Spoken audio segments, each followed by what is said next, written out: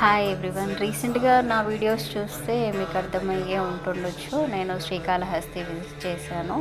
మాకు శ్రీకాళహస్తిలో దర్శనం కంప్లీట్ అయిపోయిన తర్వాత మేము అక్కడి నుంచి తిరుపతి వెళ్ళామండి. మనకి శ్రీకాళహస్తి బస్ స్టాండ్లో మనకి తిరుపతికి డైరెక్ట్ బస్సెస్ చాలా అవైలబుల్గా ఉంటాయి. 40 మినిట్స్ జర్నీ అలా ఉంటుంది. టికెట్ ప్రైస్ కూడా చాలా తక్కువే ఉంటుంది.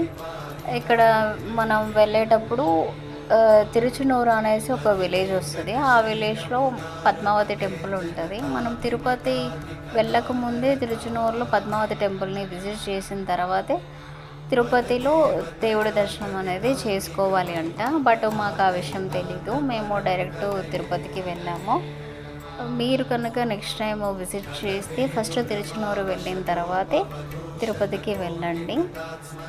మేము ఫస్ట్ టైం కాబట్టి ఇంకొంచెం ఇబ్బందిగానే అనిపించి మాకు అంత డీటెయిల్గా తెలీదు. మేము ఎవరిని అడగలేదు, సడన్గా వెళ్ళిపోయాము.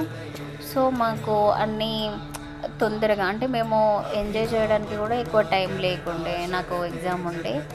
సో తొందరగా దర్శనం కంప్లీట్ చేసేసుకొని ఇలా ఒక ప్లానింగ్లో ఈ విధంగా ఈ డేలోనే కంప్లీట్ అయిపోవాలి, ఇక్కడ విజిట్ చేయాలి, అక్కడ విజిట్ చేయాలి అన్న వేలో మేము ఒక ప్లాన్ వేసుకున్నాము. సో నెక్స్ట్ టైం మీరు కూడా వెళ్ళేటప్పుడు ఒక ప్లానింగ్తో వెళ్ళండి. సబ్స్క్రైబ్ చేసుకోండి, లైక్ చేయండి, షేర్ చేయండి.